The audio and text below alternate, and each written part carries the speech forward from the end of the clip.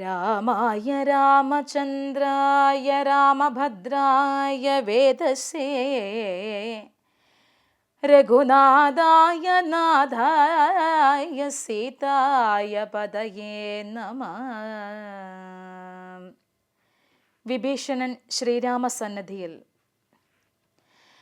രാവണൻ തന്നിയോഗേന വിഭീഷണൻ ദേവദേവീശപാദാബ്ജസേവാർത്ഥമായി ശോകം വിനാ നാലമാത്യരുമായുടൻ ആകാശമാർഗേ ഗമിച്ചാൻ അതിദ്രുതം.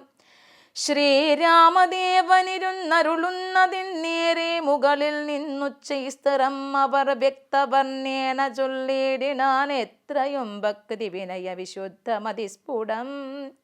രാമ രമ രമണ ത്രിലോകീപതേ സ്വാമിൻ ജയ ജയ നാഥ ജയ ജയ രാജീവനേത്രാ മുകുന്ദ ജയ ജയ രാജശിഖാമണി സീതാപദേ ജയ. രാവണൻ തന്നുടെ സോദരൻ ഞാൻ തവ സേവാർത്ഥമായി വിടകൊണ്ടേന്റെയാനിധി. ആംനായമൂർത്തി രഘുപതേ ശ്രീപദേ നാംനാ വിഭീഷണൻ ത്വൽ ഭക്തസേവകൻ. ദേവിയെ കട്ടതനുചിതം നീ എന്നു രാവണനോട് ഞാൻ നല്ലതു ചൊല്ലിയേൻ. ദേവിയെ ശ്രീരാമനായി കൊണ്ടു നൽകുക എന്ന് ആവോളമേറ്റം പറഞ്ഞേൻ പലതരം. വിജ്ഞാനമാർഗമെല്ലാം ഉപദേശിച്ചത് അജ്ഞാനിയാകയാലേറ്റതില്ലേതുമേ. പഥ്യമായുള്ളതു ചൊല്ലിയത് ഏറ്റം അപഥ്യമായി വന്നിതവന്നു വിധിവശാൽ. വാളുമായി എന്നെ വധിപ്പാനടുത്തിതു കാളഭുജംഗ വേഗേന ലങ്കേശ്വരൻ. മൃത്യുഭയത്താൽ ആടിയനും എത്രയും ചിത്താകുലതയാ പാഞ്ഞു പാഞ്ഞു നാലമാത്യന്മാരുമായി വിടകൊണ്ടേനൊരാലംബനം മറ്റെനിക്കില്ല ദൈവമേ. ജന്മമരണമോക്ഷാർത്ഥം ഭവച്ചരണാംബുജം മേ ശരണം കരുണാംബുദേ. യുദ്ധം വിഭീഷണവാക്യങ്ങൾ കേട്ടള ബുദ്ധായ സുഗ്രീവനും പറഞ്ഞിടിനാൻ. വിശ്വേശ രാക്ഷസൻ മായാവി എത്രയും വിശ്വാസയോഗ്യനല്ല എന്നതു നിർണയം.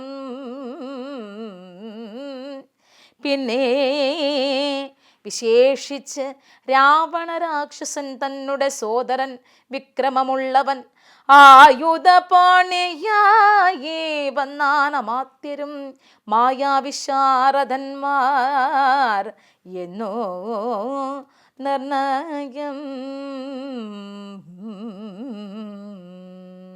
ശുഗബന്ധനം സമാരംഭം.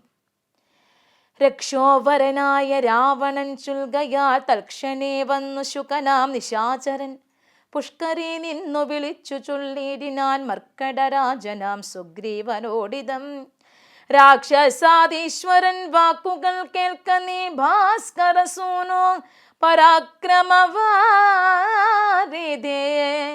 ഭാനുതനയനാം ഭാഗതേയാംബുദേ വാനരരാജ മഹാകുല സംഭവ.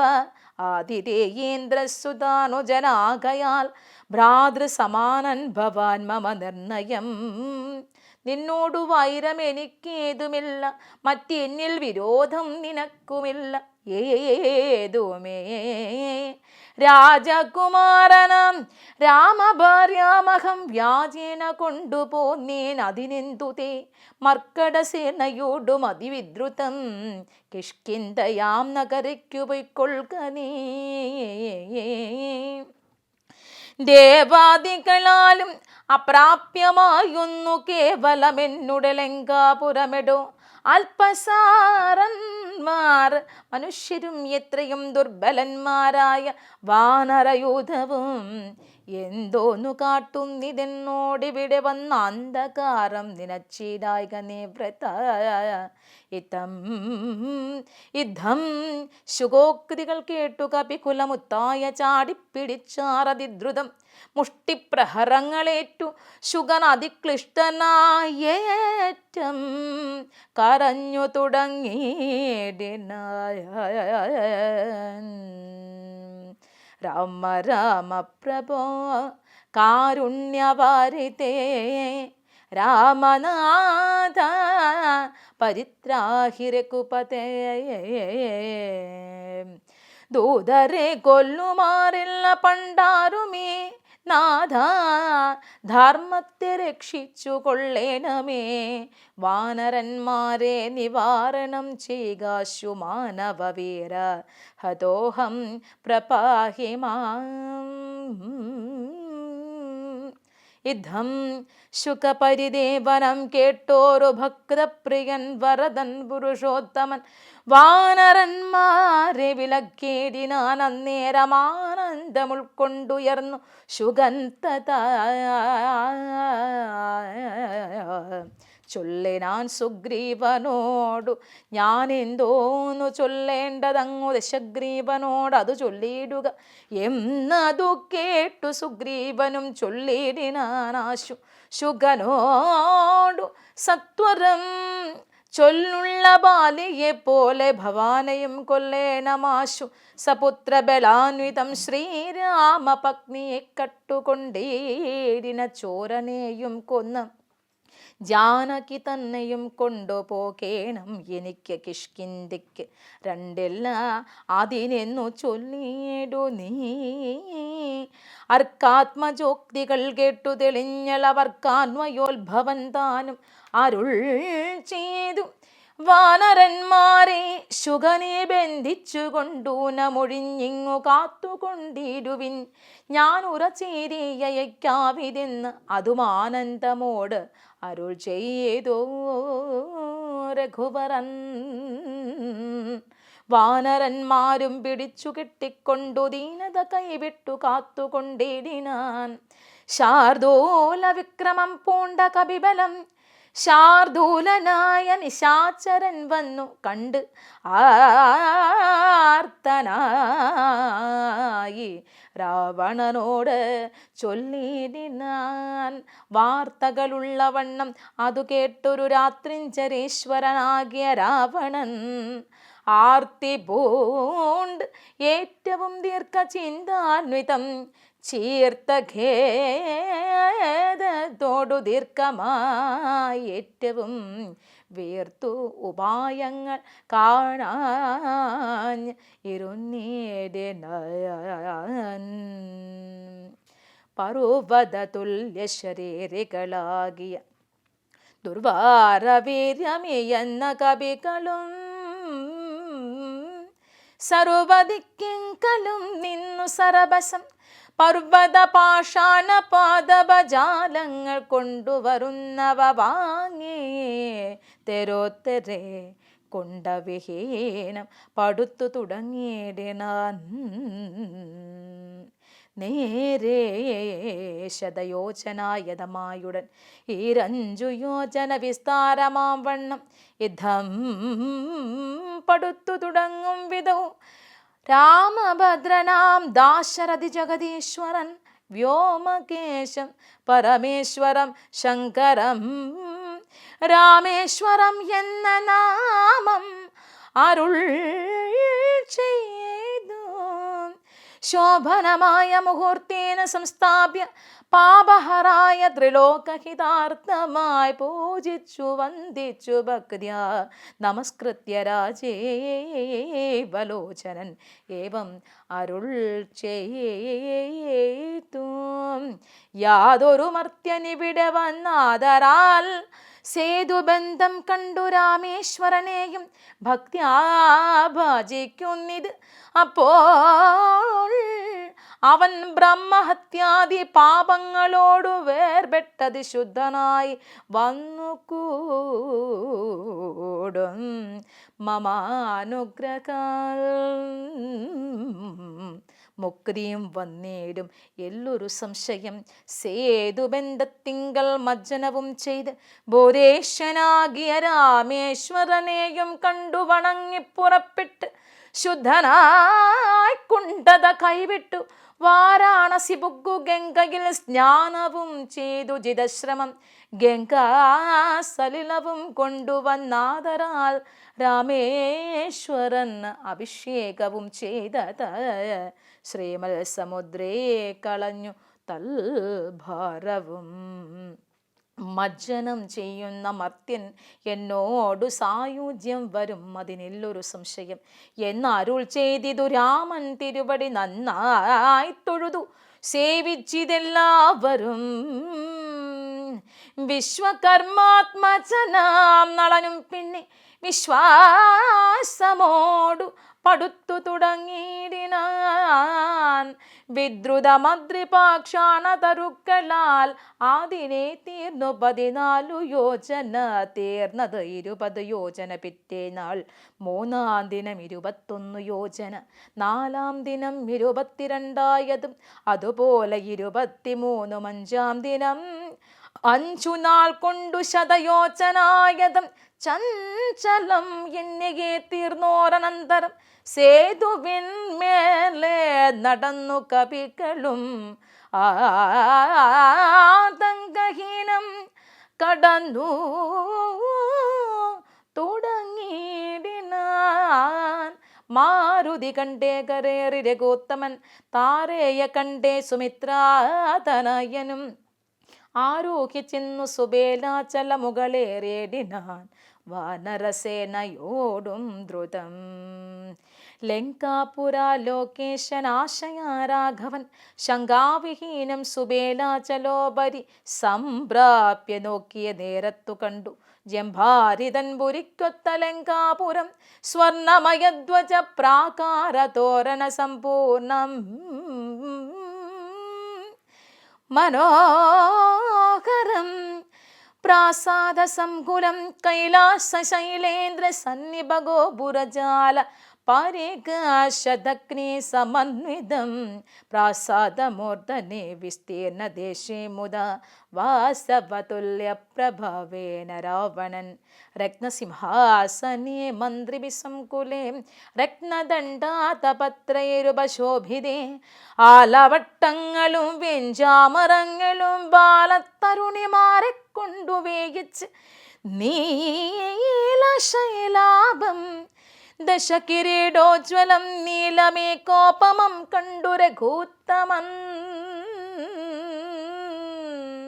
വിസ്മയം കൈക്കൊണ്ടു മാനിച്ചു മാനസേ സസ്മിത വാനരന്മാരോട് ചൊല്ലിടിനാൻ. മുന്നേ നിബദ്ധനായോരു ശുകാസുരൻ തന്നെ വിരവോടയയ്ക്ക മടിയാതെ ചെന്നു ദശഗ്രീവനോടത് വൃത്താന്തങ്ങൾ ഒന്നൊഴിയാതെ അറിയിക്ക വൈകാതെ എന്ന് അരുൾ ചെയ്തതു കേട്ടു തൊഴുത് അവൻ ചെന്ന് ദശാനനൻ തന്നെ വണങ്ങിടിനാൻ.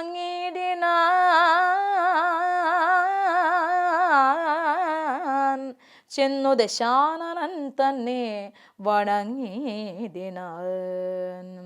ഓം ഹരേ രാമ രാമ രാമ ഹരേ ഹരേ ഹരേ കൃഷ്ണ കൃഷ്ണ കൃഷ്ണ ഹരേ ഹരേ. രാമായ രാമഭദ്രായ രാമചന്ദ്രായ വേദസേ രഘുനാഥായ നാഥായ സീതായ പദയേ നമഃ. സഭുജരായ സജ്ജനങ്ങളെ, വിഭീഷണനും രാവണനും കൂടിയുള്ള ആ സംഭാഷണം വിഭീഷണന് തോന്നി തൻ്റെ ഏട്ടനോട് എന്തുപദേശിച്ചിട്ടും കാര്യമില്ല.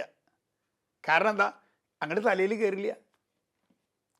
ഈ സ്വീകരിക്കുന്ന ആൾ ശരിയല്ലെങ്കിൽ കൊടുക്കാൻ നമുക്ക് പറ്റില്ലോ. അല്ലെങ്കിൽ ഇന്നത്തെ ലോകത്തിൽ നമ്മൾ നോക്കിയിട്ടുണ്ടോ, ഈ എല്ലാവരും കേമന്മാരാ എന്നുള്ള തോന്നലാ.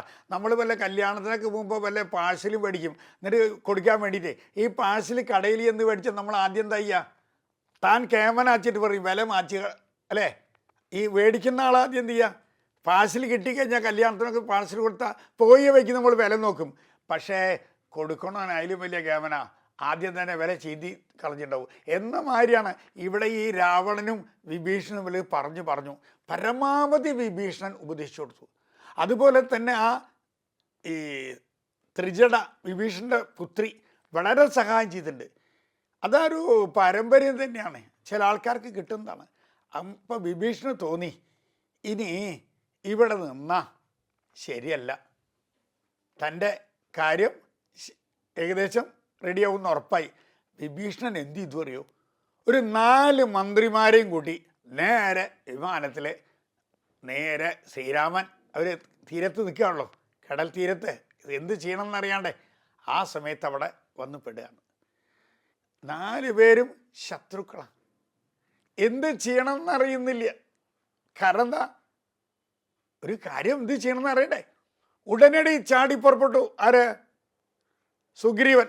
ശത്രുവാണ്, അവനെ വെറുതെ വിടരുത്, വിഭീഷണനെ എടുക്കരുത്. ഉടനടി അംഗദൻ പറഞ്ഞു എങ്ങനെയും അവനെ എടുപ്പിക്കാൻ പാടില്ല. ജാംബവാൻ പറഞ്ഞു. അതായത് ഇതിൽ പ്രത്യേകത എന്താണെങ്കിൽ ഹനുമാനെ സംബന്ധിച്ചിടത്തോളം ഹനുമാന് സ്ഥാനം വേണ്ട. ഈ സുഗ്രീവൻ്റെ ആ കൊട്ടാരത്തിൽ, സുഗ്രീവൻ്റെ രാജധാനിയിലെ ഏറ്റവും കഴിവുള്ള, ഏറ്റവും പ്രതാപിയായ, ഏറ്റവും മൂല്യം കൂടിയ വ്യക്തി ഹനുമാനാണ്. പക്ഷെ ഹനുമാൻ ഒരു സ്ഥാനം വേണ്ടെന്ന് പറഞ്ഞല്ലോ. അപ്പോൾ അവസാനം ശ്രീരാമൻ എന്ത് ചെയ്തു? ഓരോരുത്തരോട് ചോദിച്ചു. ജാംബവാൻ രാവണൻ്റെ അനുജൻ വന്നിട്ടുണ്ട്, നമ്മുടെ പക്ഷത്ത് കൂട്ടാമോ? പറ്റില്ല. സുഗ്രീവനും സമ്മതിച്ചില്ല. എന്തിനധികം അംഗദനടക്കം ദേഷ്യപ്പെട്ടു. ശ്രീരാമൻ എന്ത് ചെയ്തു അറിയോ? നേരെ ഹനുമാൻ്റെ അടുത്ത്. ഹനുമാൻ എന്താ വേണ്ടത്? ധൈര്യമായിട്ട് എടുത്തോളാൻ പറയാണ്. ധൈര്യമായിട്ട് എടുത്തോളാൻ പറയാം ഹനുമാൻ. കാരണം ഞാൻ ലങ്കയിൽ ചെന്നപ്പോൾ 2 വ്യക്തികളെ കണ്ടുള്ളൂ. അങ്ങ് ശ്രീരാമചന്ദ്രനെ പൂജിക്കുന്ന 2 വ്യക്തികൾ, ഒന്ന് വിഭീഷണൻ, ഒന്ന് അശോകവനിയിലെ സീതാദേവി. അതുകൊണ്ട് വിഭീഷണൻ്റെ പുത്രി ത്രിജടയും സീതാദേവിയെ സഹായിച്ചിരുന്നു. ശത്രുവാണെന്ന് വെച്ചിട്ട് അവരെന്നും ശത്രു ആയിക്കൊള്ളണമെന്നില്ല. ഭഗവാനെ സംബന്ധിച്ചിടത്തോളം, പരമാത്മാവിനെ സംബന്ധിച്ചിടത്തോളം ശത്രുവില്ല, എല്ലാവരോടും തുല്യനീതി. ഭഗവത്ഗീതയിലെ അധ്യായം 9 30-ാമത്തെ ശ്ലോകത്തിൽ ഭഗവാൻ അർജുനനോട് ഉപദേശിക്കുന്നുണ്ട്. എന്താ ഉപദേശിക്കുന്നത് അറിയോ? എനിക്ക് എന്നെ ഭജിക്കുന്നവരോട്, എന്നെ ആരാധിക്കുന്ന, എന്നെ സ്മരിക്കുന്ന ഭക്തനോട് കൂടുതൽ ഇഷ്ടമില്ല. എന്നെ ഭജിക്കാത്തവരോട് എനിക്ക് ദേഷ്യമില്ല. എന്നെ സംബന്ധിച്ച് എല്ലാം തുല്യര. നേരെ മറിച്ച് ഇന്നല്ലെങ്കിൽ നാളെ എന്നെ സ്മരിക്കാത്ത, എന്നെ ഭക്തിപൂർവം എടുക്കാത്തവർ ഇന്നല്ലെങ്കിൽ നാളെ വരുമ്പോൾ നമ്മൾ ഒരിക്കലും അവരെ നിഷേധിക്കരുത്. കാരണം എന്താ, അവർ ഇന്നല്ലെങ്കിൽ നാളെ ആ ഭഗവത് സന്നിധിയിലേക്ക് വന്നു കഴിഞ്ഞാൽ അവർക്ക് തീവ്രത കൂടും. നമ്മുടെ നിത്യജീവിതത്തിൽ നമ്മൾ കാണാറില്ലേ, പല ആൾക്കാരും ആദ്യ കാലഘട്ടങ്ങളിൽ എന്തിനെ രത്നാകരനെ എടുത്തോളൂ. രത്നാകരനെ സംബന്ധിച്ചിടത്തോളം ആ ശരിക്ക് പറഞ്ഞാൽ പിടിച്ചു പറയും അങ്ങനെയാണ് ആള്. ഭക്തിയിലേക്ക് വന്നപ്പോൾ ഭയങ്കര തീവ്രതയായിരുന്നു. അപ്പോൾ ഇന്നും നമുക്ക് കാണാൻ കഴിയുന്നു നമ്മുടെ സമൂഹത്തിൽ പൂർവാശ്രമത്തിൽ വളരെ മോശമായ രീതിയിൽ നടന്നിരുന്ന എല്ലാവരും തന്നെ ഏതെങ്കിലും ഒരു ഗുരുനാഥൻ്റെയോ അവരുടെ അടുത്തേക്ക് ഭഗവാൻ ആരെങ്കിലും ഒരാളെ അയക്കും. അവരുടെ ആ ജ്ഞാനം ലഭിച്ചു കഴിഞ്ഞാൽ ഒരു വാക്കുകൊണ്ട് രത്നാകരനായ കാട്ടാളൻ ആരായിത്തീർന്നു? വാൽമീകി മഹർഷിയായി. അപ്പോൾ ജീവിതത്തിലൊരു വാക്ക് അല്ലെങ്കിൽ ഒരു ദർശനം ഇങ്ങനെ കിട്ടുമ്പോൾ അതേവരെ നടന്ന ആൾ നല്ലൊരു ജ്ഞാനിയായിട്ട് മാറുക. അങ്ങനെ വന്ന ആൾക്കാരെ നിങ്ങൾ ശ്രദ്ധിച്ചിട്ടുണ്ടോ? സമൂഹത്തിൽ അവർ ആധ്യാത്മിക ഫീൽഡിൽ ഏറ്റവും ഉന്നത നിലയിലെത്തിയിട്ടുണ്ട്. ഇന്ന് നമ്മൾ പല പല സന്യാസിമാരെയും ആചാര്യമാരെയൊക്കെ കണ്ടു കഴിഞ്ഞാൽ അവരുടെ പൂർവാശ്രമം ചോദിക്കരുതെന്ന് പറയും. കാരണം എന്താ അറിയോ? അവരുടെ പൂർവാശ്രമം വളരെ മോശമായിരിക്കും. അതിച്ചിട്ട് ആ പൂർവാശ്രമത്തിൽ മോശമാണെന്ന് കരുതി അവരെ ആ കണ്ണുകൊണ്ട് നോക്കരുത് എന്നുള്ള ഗീതാവചനം കൂടി രാമായണം നമ്മളെ ഓർമ്മിപ്പിക്കുകയാണ്. അതാണ് ശ്രീരാമചന്ദ്രൻ പറഞ്ഞ് എന്ത് വേണം? നമ്മളൊരിക്കലും വിഭീഷണനെ ശത്രുവായിട്ട് കണക്കാ. ശത്രുവിൻ്റെ അനുജൻ ശത്രുവായിക്കൊള്ളണമെന്നില്ല. കാരണം അവർക്ക് മാറാൻ സാധിക്കും. എന്നിട്ട് ശ്രീരാമചന്ദ്രൻ ഒരു കഥയും കൂടി അവിടെ പറഞ്ഞു കൊടുക്കുന്നുണ്ട്. 2 പക്ഷിക്കുരുവികൾ ഒരു വൃക്ഷത്തിലിരിക്കുകയാണ്. അപ്പോഴാണ് വിശന്ന് ഒരു വേടൻ അവരുടെ അടുത്തേക്ക് അമ്പുമായിട്ട് വരിക. തനിക്കിത് അമ്പ് ചെയ്തിട്ട് വേണം ഭക്ഷണം കഴിക്കാൻ. അതിലൊരു പക്ഷി അങ്ങോട്ട് പെൺപക്ഷിയെ വെടിവെച്ച് വീഴ്ത്തി അവിടെ കിടന്നപ്പോൾ വേഗം അതിനെയും കൊണ്ടുപോയി. ഇത് മതിയല്ലോ തൽക്കാലം. അപ്പം എന്ത് വേണം എന്നറിയുന്നില്ല. ഈ വേടൻ എന്ന് പറയുന്നത് മറ്റേ പക്ഷിയുടെ ശത്രുവാണ്. വേടൻ ആകെ വിഷമായി. ഇതിനെ വേവിക്കാൻ ഒരു രക്ഷയില്ല. ഉടനടി മറ്റേ കുരുവി എന്ത് ചെയ്തു അറിയോ? നേരെ പോയിട്ട് ഒരു വിറക് കൊള്ളി എടുത്തിട്ട് ആ വേടൻ്റെ മുമ്പിലിട്ട് കൊടുക്കുകയാണ്. ആ വിറകൊള്ളി ഉപയോഗിച്ചുകൊണ്ട് ആ പക്ഷിയെ വേവിച്ച് തിന്നാൻ തുടങ്ങുമ്പോൾ വേടന് തോന്നി, ഓ ഇതുകൊണ്ട് എനിക്ക് മതിയാവില്ല. ഉടനടി ആ മറ്റേ പക്ഷി ആ ചെതയിലേക്ക് എടുത്ത് ചാടുകയാണ്. തൻ്റെ ഒപ്പമുള്ള ആളെ ഭക്ഷിച്ചില്ലേ? തൻ്റെ ശത്രുവാണ് വേടൻ. ശത്രുവിനെ കൊല്ലാനല്ല ശ്രമിച്ച് ശത്രുവിൻ്റെ ഭക്ഷണം തികയാണ്ട് വന്നപ്പോൾ സ്വയം ആത്മഹത്യ ചെയ്യുകയാണ് ചെയ്തത്. അപ്പോൾ ആലോചിച്ച് നോക്കൂ. അതന്നെയാണ് ശ്രീരാമചന്ദ്രൻ പറയുന്നത്. രാമായണത്തിൽ ഓരോ വചനങ്ങളും നിത്യജീവിതത്തിൽ നടന്നുകൊണ്ടിരിക്കുന്ന സംഭവങ്ങളാണ്. ഈ സംഭവങ്ങളുടെ വെളിച്ചത്തിൽ ഒരു മനുഷ്യൻ എങ്ങനെ ജീവിക്കണം, മനുഷ്യൻ്റെ പുത്രധർമ്മം എന്താണ്, സഹോദരധർമ്മം എന്താണ്, സുഹൃത്തിൻ്റെ ധർമ്മം എന്താണ്, അതുപോലെ ഒരു ഉൾക്കാഴ്ച നമുക്ക് ലഭിക്കും രാമായണം കണ്ട.